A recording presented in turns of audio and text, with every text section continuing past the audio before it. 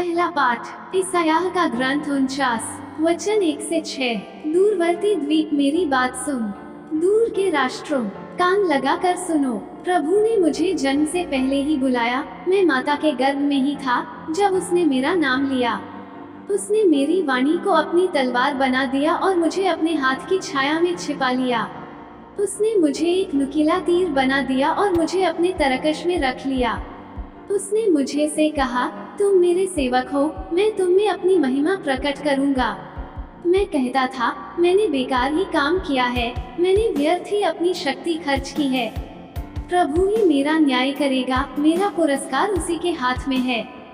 परंतु जिसने मुझे माता के गर्भ से ही अपना सेवक बना लिया है, जिससे मैं याकूब को उसके पास ले चलूं और उसके लिए इस्राएल को इकट्ठा कर लूं, वही प्रभु बोला। उसने मेरा सम्मान किया, मेरा ईश्वर मेरा बल है। उसने कहा, याकूब के वंशों का उद्धार करने तथा इस्राएल के बचे हुए लोगों को वापस ले आने के लिए ही तुम मेरे सेवक नहीं बने। मैं तुम्हें राष्ट्रों की ज्योति बना दूंगा, जिससे मेरा मुक्ति विधान पृथ्वी के सीमांतों तक फैल जाए। सुसमाचार संत लूकस का सुसमाचार 1 वचन 57 से 66 और 80। एलिज़ाबेथ के प्रसव का समय पूरा हो गया और उसने एक पुत्र को जन्म दिया। उसके पड़ोसियों और संबंधियों ने सुना कि प्रभु ने उस पर इतनी बड़ी दया की है और उन्होंने उसके साथ आनंद मनाया।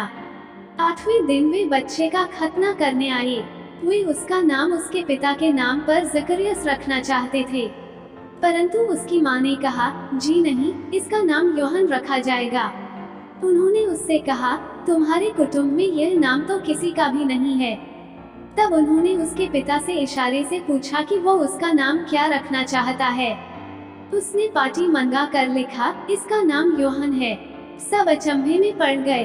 उसी क्षण जकरियस के मुख और जीभ के बंधन खुल गए और वो ईश्वर की स्तुति करते हुए बोलने लगा। सभी पड़ोसी विस्मित हो गए और यहूदिया के पहाड़ी प्रदेश में ये सब बातें चारों ओर फैल गईं।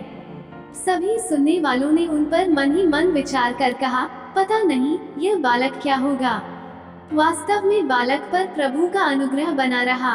बालक बढ़ता गया और उसकी आत्मिक शक्ति विकसित होती गई। वह इस्राएल के सामने प्रकट होने के दिन तक निर्जन प्रदेश में रहा। मनन चिंतन। कलीसिया अपने पूजन पद्धति वर्ष के दौरान 3 जन्मदिनों को हर्षोल्लास के साथ मनाती है। वे हैं प्रभु यीशु, माता मरियम और संत योहन बपतिस्ता के। ये तीनों अपने जन्म के समय मूल पाप से मुक्त थे। ईश्वर होने के नाते यीशु में मूल पाप नहीं था। कलीसिया के विश्वास के अनुसार ईश्वर की योजना के तहत माता मरियम को पापरहित जन्म लेने की विशेष कृपा दी गई थी। स्वर्गदूत ने संत योहन बपतिस्ता के बारे में जकरिया को बताया कि वह अपनी माता के गर्भ में ही पवित्र आत्मा से परिपूर्ण हो जाएगा। जब मरियम ने एलिज़ाबेथ का अभिवादन किया तो एलिज़ाबेथ के गर्भ में बच्चा आनंद के मारे उछल पड़ा। संत योहन यीशु और मरियम की उपस्थिति को पहचानने लगते हैं। ऐसा माना जाता है कि संत योहन बपतिस्ता अपने जन्म के समय मूल पाप से मुक्त थे। उसके जन्म के असाधारण परिवेश को देखकर लोग पूछने लगे, पता नहीं यह बालक क्या होगा। हर बच्चा इस दुनिया में एक मिशन लेकर आता है। संत योहन अपने मिशन के बारे में बहुत स्पष्ट थे, निर्जन प्रदेश में पुकारने वाले की आवाज। उन्होंने जिस सत्य का साक्ष्य दिया, उसके लिए अपने प्राणों की आहुति देने तक भी वे तैयार हो गए। हम भी संत योहन बपतिस्ता से अपनी बुलाहट और मिशन के प्रति ईमानदार बने रहना सीखें। आमीन।